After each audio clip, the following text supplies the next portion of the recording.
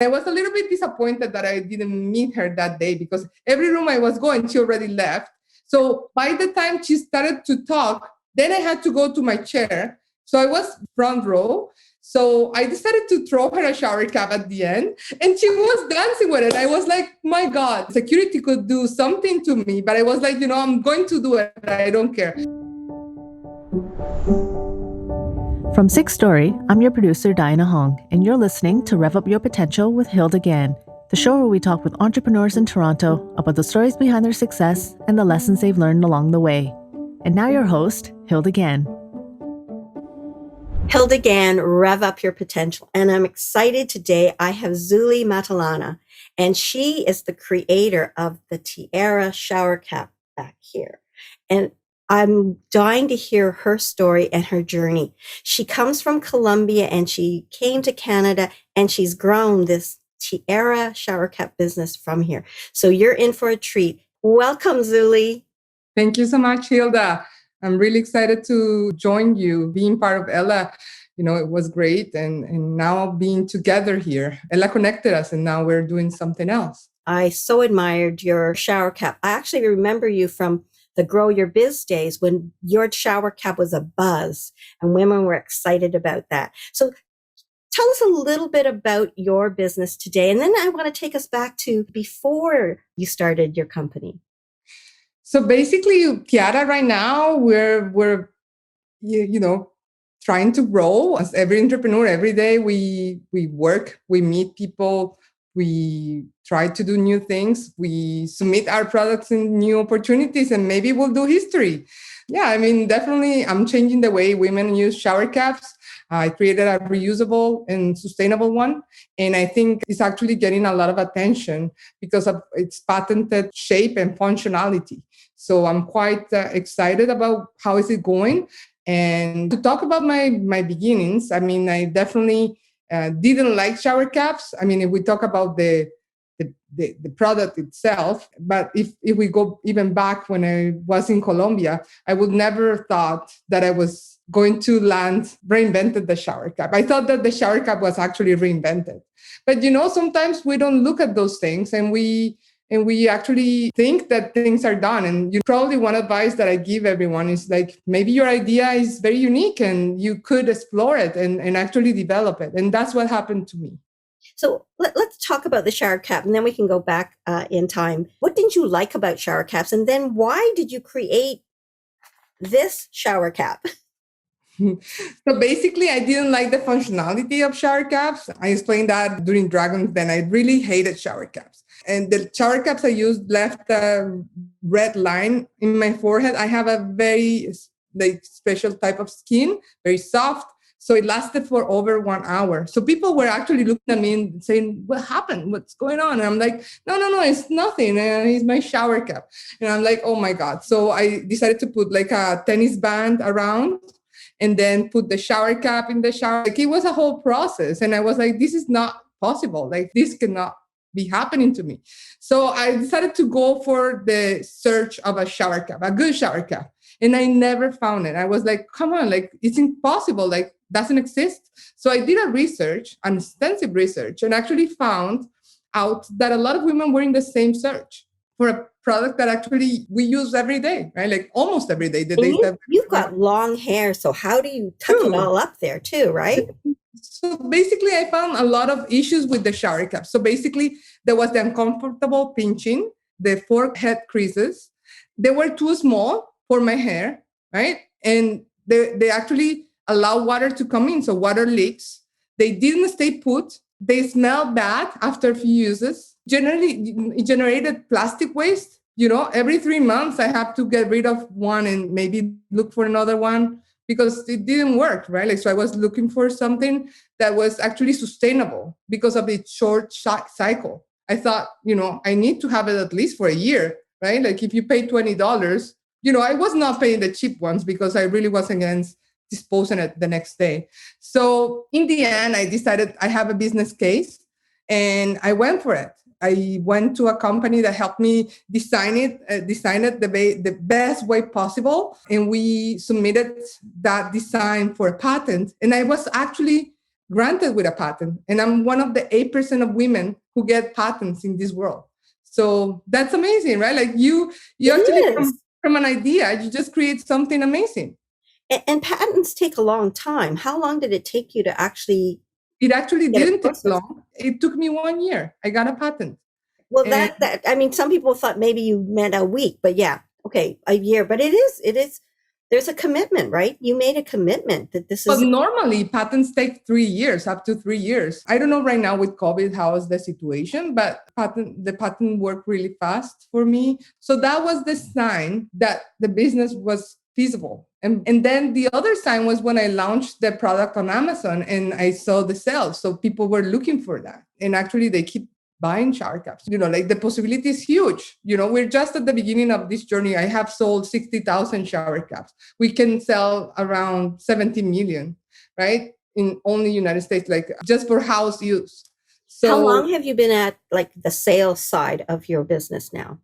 so we have been selling shower caps since 2018. Okay. May 2018, like seriously. So, and I'm learning in the process, right? Like I'm connecting to the right people. I'm very cautious about how I do it. So I'm actually taking a lot of steps to make it right. So right now we're actually going to rebrand our brand and we're going to be doing amazing things. So yeah, it takes steps, but like it all depends. I'm alone. I'm not hiring anyone. I'm subcontracting people. So it takes probably a bit longer, but we're getting into where we want to be in the hot spots and hopefully getting into the right retailers, right? With COVID, everything is slowed down. Luckily, I got the support from a woman who actually used the shower cap and loved it. So my product speaks by itself. I don't have to really promote it. People love it, and then they actually want to help. You talked about many things. You talked about functionality. You talked about eco-friendly. There's a lot of good things about what you're selling, and we all use shower caps for women, and men with long hair use shower caps. Oh yeah. I have the purple version so that if some of the boys in my family want to use it, I've got a kid with a lot longer hair than mine, so he could use the shower cap once in a while as well. And the funny thing about it is that in the household, women use 2 to 3 shower caps. So I'm offering different colors. So people actually have their own shower cap and they can wash it and dry it and they can keep it for up to 4 years or 5 years. Mine is turning 5 years this year. So, like it's been amazing. It's just an amazing journey and meeting a lot of people. Like, I realized that my mission in life, like I was in Colombia, just trying to connect the dots. In Colombia, I was a manager for a company that developed programs for poor people, right? Like, and I was the light of that people. I was actually helping them to create programs to get these, communities a way of living. Like, for instance, teaching them how to cut their hairs by themselves, so they save money. Teaching them how to speak English, so we were giving classes for education to them, so they learn new skills, how to do plumbing, how to do electricity. So all those skills, I was able to motivate them. And I was a community leader at that point. And now I'm becoming, a community leader for entrepreneurs. I was selected as one of the 20 diverse women of Canada. That was a great recognition. And I think my work is with my heart. So what I'm doing, it's actually touching people's lives as well. I think that's more deeper than a shower cap. I think my commitment is to the environment, and my commitment is to maybe make history. I think I'm making history by offering a product that lasts longer. And who knows, in the future, maybe hotels will take my path and they will go and offer this type of shower caps to their guests. So they actually help with the environment and stop the disposable cycle of single-use plastic that actually kills a lot of sea life. What made you decide that not only did it have to be functional, but that you also wanted it to be sustainable? That was a main factor. For me, the options were very cheap. Like I could make a lot of money if I choose a normal fabric, because it's not made with plastic, it's made with fabric, recycled plastic fabric. So that's why it's durable. So when I decided not to go for it is when I just said, okay, my business model is not going to be based on cheap shower caps. It's going to be based on a functional, durable, and sustainable shower cap. I have a son. I have a 7-year-old son that I, want to inspire. And I think he's inspired already. It doesn't really need to be cheap. People support sustainability. And actually, in the end, if you buy a $34 shower cap, that's the price for Canada, actually will last you for 4 years. So if you divide that into 360 days times 4, it ends up being cheaper than $1 shower cap, right? Yep. Take us back now to Colombia. You were always born to be an entrepreneur, or you talked about doing good and helping the community and helping people become self-sustainable in their lives. And I think earlier, before we started the show, you mentioned you were a journalist as well. So tell us a little bit about Colombia and your entrepreneur roots there. And then we'll come back to Canada. My family was always in business. So my great-grandfather owned a pharmacy, and it was in my blood. They have it in their blood. My great-grandmother was a great cook. she was an entrepreneur, but she was a great cook. And my grandma, my Colombian grandma as well. So, I always saw, but my grandma, she had all these cells blood in her life, and she was teaching me since I was little. She was teaching me. She was like, I was selling, and you have to put the nice thing behind, at the back. You show the ugly thing and then you show the nice thing after. She was giving me tips about how to sell, like she was so sweet. Her name was Alicia, and she inspires me. She was a woman who really didn't have a lot of tools in her life, and she raised 3 kids, amazing kids that actually did really well. And I think I had it in my life. My father was always traveling. I actually grew up in Ecuador. Then I moved to Colombia, and then I moved to Venezuela, and then I came back. So when we were traveling, I was always selling my toys. Like my parents were selling their furniture, and I was in charge of selling my toys. So since I was little, I was always like, talking to people, negotiating, and, connecting to people, which I love. It was part of my life. Sales have been part of my life. And then I wanted to become a doctor because of my commitment to community. In my family, we have 12 doctors. My grandpa was actually a senator in Colombia, and he was a doctor. So he wanted to help communities. And then he got into the political space, and then he didn't like it that much. So he went back to being a doctor. So I said, okay, we'll do. I'll be a doctor. I wanted to be a politician, but I don't know. We'll see. But here, I think there is a lot of opportunities for entrepreneurs and political, like getting into government and help others anyways. But at that point, I wanted to become a doctor, but my aunt Ruth, who was my light, the light of my life, she died at a very young age. Sorry. So yeah, I was really devastated by that. And so I actually went to a psychologist, and then she helped me understand what was my other passion in life, and it's communication, right? Like I like to talk to people, and, imagine a person who has a lot of energy and a lot of, skills, and then not being able to communicate in a proper English. So imagine when I got here, it was a little bit challenging. So I see the challenge of a lot of people who come to Canada and they don't speak English. And that's why I decided that when I went to Dragon's Den, I decided to feature my immigration as part of my journey, because immigration is something amazing. I mean, moving and leaving your family behind, leaving your friends, your networks, and starting a whole new life is quite challenging. But I think if you have a persistent and positive outlook in life, you will do well. My grandfather, my husband's grandfather, were the firstborn, like the first to come.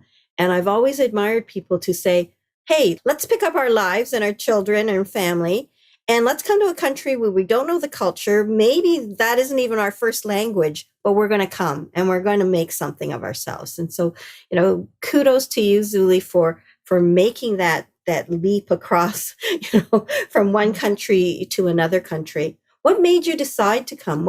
What was the prompt that said, okay, we need to go? Yeah, it's quite challenging. I mean, I thank Canada for the opportunities they're giving to immigrants. I came here being a journalist and a communication manager, and you come here, you don't have any contacts, so it's quite challenging. But at the end, the programs that the government created actually help immigrants to actually land somewhere. At the beginning, it's quite challenging, and I always tell immigrants to be positive and to be adventurous, to try, to continue, to persist. I actually wrote an ebook about immigration, and it's a free ebook called classicimmigrantstory.com. So yeah, that was my way of giving back to immigrants and to probably give them the steps to follow and to give somehow some information so they find it, because there are not a lot of places where people can find information when you're overseas. Yeah. Right? When you get into Canada, yes, you can find information. But when you are actually in the country, I was trying to buy a book or something, nothing talks about the process, nothing talks about, so it would be nice if the Canadian embassies in the countries actually have some type of books about the steps to follow after you arrive to Canada. I think it's so important because I think when you hear about people who come, I mean, and they see it from a fresh set of eyes. They don't see it from people who've lived here. They see it from their own culture and the eyes of, oh, that's different. Because you were just saying 416 versus 416, right? And even though that's similar, it's different. It's just because that's the way people pronounce it, or many people pronounce it, right? So. Yes, I thought I spoke English, right? But they're the specific way of people doing things in every single region or in every single city. I came like, yeah, my phone number is 416, and it's like, no, 416, right? Like that's the way they do it here. So you have to adapt. You become a new person. So you came to Canada and you found a job first before your business, right? Tell me a little bit more about that. So I came to Canada and I waited around 6 months in the process. Like I was getting preparing my resume and learning about the culture, right? Like it takes time to actually absorb all those things. So luckily we had the means in order to wait for a bit and just learn. And then I was open to start looking. And so I felt comfortable connecting with people, and I got a job at a job fair. I actually started working as a supervisor for TD Bank. So that was amazing. It was a very good job at the beginning, like being supervisor. It was not as, probably going to a factory, like other immigrants have to do that. And, any job is okay, but I was probably waiting a little bit, trying to find a good opportunity to start. So if you could wait a bit, maybe that opportunity will lead you into a bigger opportunity later. That would be my advice, but that all depends on the situation of each person. When did you decide that you were going to make this cap and take that leap to say, okay, I'm working here at the bank and I think I can do this. I can do this. Tell us. So at that time, I was actually, what was that final thing that said, go, I'm going? So I was working for PricewaterhouseCoopers, and I faced other challenges at the organization. Like there are many challenges that people or women face at organizations. At that point, I kind of touched my ceiling, right? Like I thought, okay, well, maybe I'm not good for the corporate world anymore. Even though I loved it, I really had a lot of fun. And all my friends from PricewaterhouseCoopers or Scotiabank, they know how fun it was. I have great memories of my corporate life, and who knows, maybe in the future, I grow my companies, maybe I sell my companies, and then I continue going and developing business. I am learning so much, or maybe I will go into the government and create programs for women. That would be another great opportunity for me, and that will actually develop my passion, which is helping, right? So when I left Pricewaterhouse, so I decided to look deeper into the business I already started. And then I developed my construction business. And I am having fun by doing that. But also, when the opportunity came to the shower cap, I decided to go ahead. After looking at the numbers, I decided to actually do it and close that opportunity for me. It's working really well. It's a sellable product, and now we're growing the brand. And hopefully we bring a lot of innovation for women that are looking for functional and products that actually work. What would you say are the challenges you faced once you said, I'm starting this business? What were the key things, that problems you had to overcome to get to this stage where you're saying things are developing now in a good way? So basically, when you, as immigrant, when you come or when you start from zero, and then you start going through. I mean, in business is different, of course, because you have a knowledge about what needs to be done. But then those decisions are the ones that actually mark your path and make it successful or make it a little bit challenging or totally out of control, right? Like how much you spend in different activities like social media, your website, and you don't know actually the cost of those expenditures, and because you're alone, you cannot talk to your friends because your friends are not entrepreneurs. You come from the corporate world. I mean, unless you find entrepreneurs. And my advice here to entrepreneurs is to connect to networks that actually are entrepreneurial based. So you guys can ask people and don't spend a lot of money by learning, which was my case. So sometimes people are waiting for that opportunity. The opportunity won't come until you make it happen. You have to make things happen. So give an example of how you made your own opportunity. Give us an example of that. I'm not going to wait until the shower cap comes. I actually made my own shower cap, right? Like I am not going to wait until things come to my door. I'm going to, here it is. We have it. Many ways, like in many ways, people just complain about not having a lot of things. And you just have to make it happen for yourself somehow. I don't know exactly what it is. And I don't know what I'm saying right now here. Maybe the message that I'm saying is just don't wait, do it yourself. You have courage. That's the thing, is that some people will say, I know somebody, he's been working on his business and all the things need to line up. And some people will actually just go for it and try, and so I think what you're doing is telling people who just need that little nudge to try, right? Or who have the courage anyways, and you're telling them to have it, they're saying, fine. I mean, I hope they get the message, right? Like I hope people get the message with what I'm doing and get inspired, because I get inspired by other women as well, by other entrepreneurs that I see evolving. I love the creator of Spanx, and she's really open about sharing her experience. I love her, and I love a lot of women that are just willing to help, in the process. I'm learning from them, and I hope I can learn more. Do you find that a lot of people that you approach have really been, just ask, and you just never know? They can say, more often they'll say yes than they'll say no. Is that what you're finding, Zuly? It all depends, You need to know who you have to ask. You kind of have to measure the space. You don't want to be all the time asking for things. You have to do your stuff too, right? Like people like to help people who are doing their stuff, showing their work. I met a lot of people that are just waiting, and waiting is not good. Like you have to actually work on your stuff and have some things to show, and then the opportunity will come, or you actually create your own opportunities again.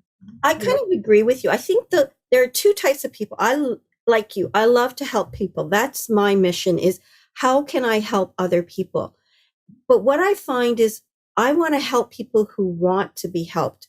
But the last thing I want to do is to help people who just want to use me to further themselves, but they don't care to help anybody else. They won't pay it forward. They won't show gratitude. So it's all about me and me taking. Those are the ones that my gut tells me, no, like I'm not as enthusiastic about helping you, because it's all about you. It's not about a greater good, helping somebody else, paying it forward. I see that a lot. In my beginnings, I met a lot of people who actually told me, oh, you have to pay this much. And people who didn't want my success, who I know exactly who they are, and I help them anyways, Yeah. I know, unfortunately, it exists. But, there is a lot for everyone. There is a banquet. We need to understand the opportunities are for all of us. everything is for everyone. And we don't have to keep it to ourselves. We need to be more open. I will take 5 minutes and I will actually give the responses, even to the people who actually didn't help me at the beginning. And that's okay. I hope they get their lesson. I hope they understand their mission. We're living. We're not here for long, by the way. I actually had a brain surgery when I was 20, in my 20s. And I learned that we're living. Our lifetimes are very short. So we need to really give back to others. And we need to, motivate others, because that's our mission in life. I was in an Avida shop here in Toronto, and the lady was doing my eyebrows, and she wasn't happy doing what she was doing at that time. And she wanted to be a flight attendant. And I was like, so what does it take you to be a flight attendant? So I helped her figure out, all the steps that she needs to go through, like application, during that session. And then one day I was walking at the airport and she screamed my name. She remembered my name, and she was a flight attendant. So, whatever you can do for others, little things that you can do, and you can really change somebody's life. And you never know that had made an impact. But when you do get that once in a while where somebody comes up to you and says, you feel really like, I just feel good hearing you say that story, that you helped her. And now when you're talking female, you're saying, I'm going to do my eyebrows. I think that's so cute. Now, I want to make sure we talk about Dragon's Den, because you were on Dragon's Den. So a lot of our listeners might say, so what does it take? How did it feel? Tell us the highlights for you of Dragon's Den and the outcome as well. So Dragon's Den was amazing, actually. I wanted to be on Dragon's Den, and I actually applied twice. So, things don't happen right away. You don't have, you don't think everything. For some people, it does happen at once. They're lucky, they get at first.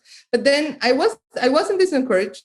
I learned, okay, and then I thought, maybe this is another way. And then I had a mentor, actually my guru for Amazon, Matt. He was the one who actually told me, Zuly, you should go in Dragon's Den. Your product should be in Dragon's Den. And I'm like, okay, but I already went, and, he said, try it again, try it in Barrie. So I went to another location where they were doing auditions, because Toronto was quite busy.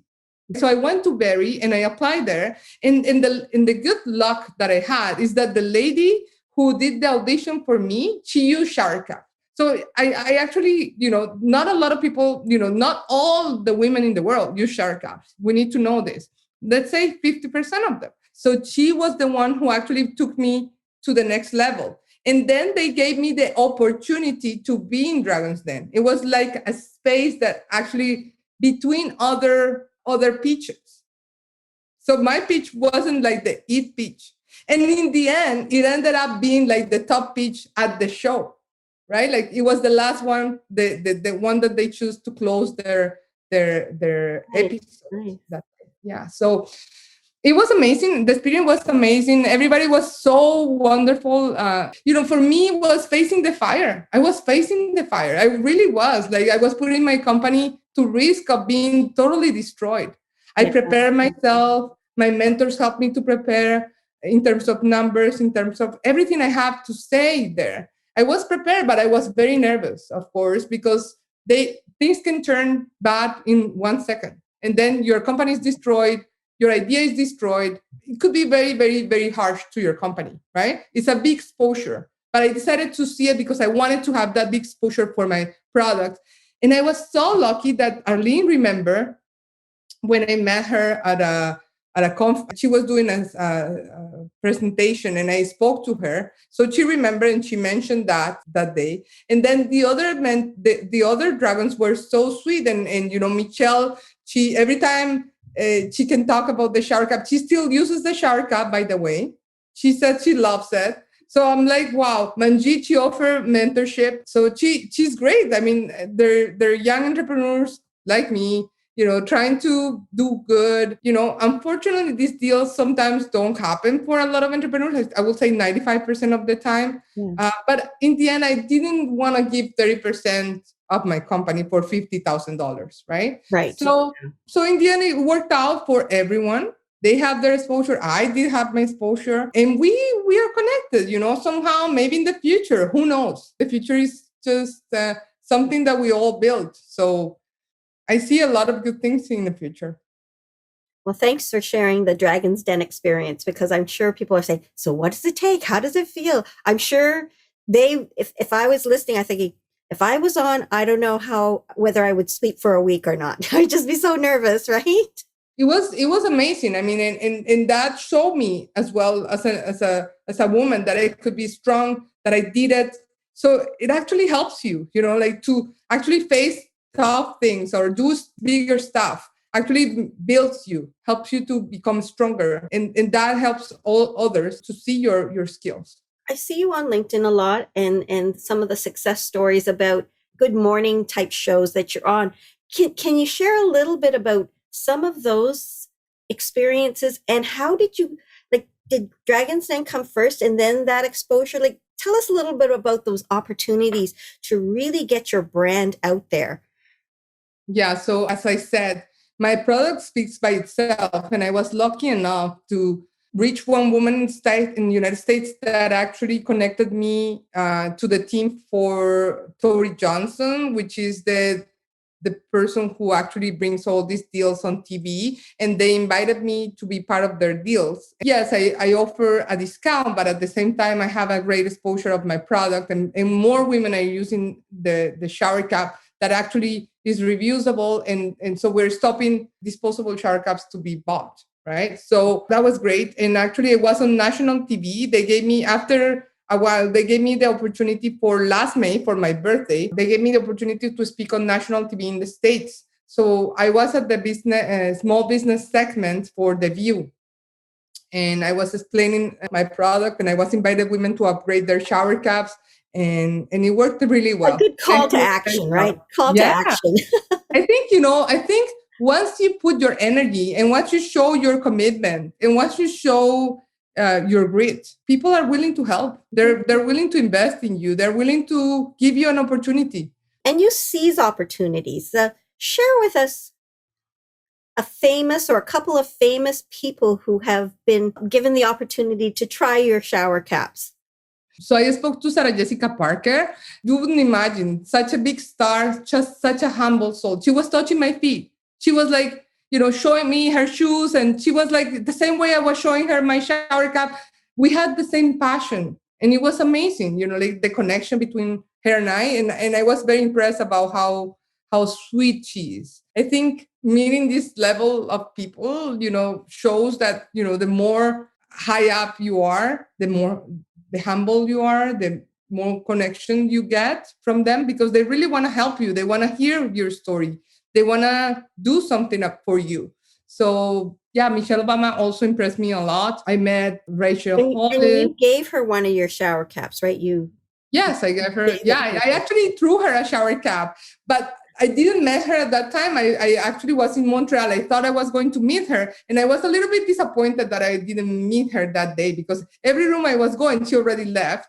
So by the time she started to talk, then I had to go to my chair. So I was front row. So I decided to throw her a shower cap at the end, and she was dancing with it. I was like, my God, security could do something to me, but I was like, I'm going to do it. I don't care.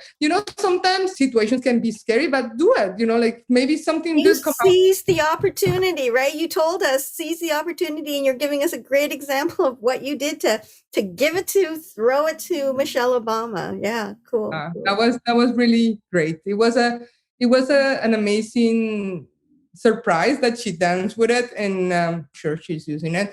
And then I met her. That was in May, and then in October I went to Ottawa to another of her shows, and I decided to be part of the VIP list and meet her. So that's where I met her, and she was just amazing. And I told her I threw your shower cap, and we spoke about our grandmas, being my grandma an inspiration. Her grandma was another inspiration for her. So I think we all have kind of similar lives. One is the first lady of the United States. Another person is me, right? So we all have kind of the same lives. We have grandpas, we have grandmas that inspire us. We have dreams, we have hopes, and I think the more we feel connected that way, the more good we can do to each other, right? Like the more we understand each other's life and we try to be light for others. And I think the more we connect with each other and the more we talk to each other, the more we realize there's lots we have in common and lots we have to learn. And that's what I love about doing, hosting this show. I get to, meet people and I get to hear about their stories and actually help them share their stories.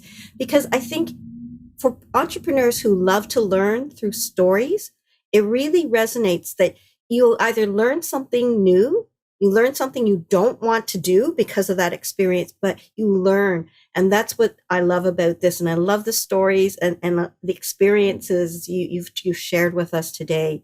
What's next for you, Zuly? So right now we're working on the rebrand. So we're actually I had an amazing, now we're working on the rebrand. Being in Ella Altitude gave me the opportunity of finding a company and be able to work with them, and also having a great mentor and great fractional executives who helped me create the basis of my company in a bigger way. So now we have a solid structure to move forward with what is coming next. Alison Phillips developed a new logo for my company. Alison was the designer for BlackBerry and Aritzia and Club Monaco. She's amazing. And now we got a logo by her. So we're very, very excited about our new logo, our new brand. I'm developing a natural deodorant and I'm developing an amazing shampoo that hopefully we have launched for Q4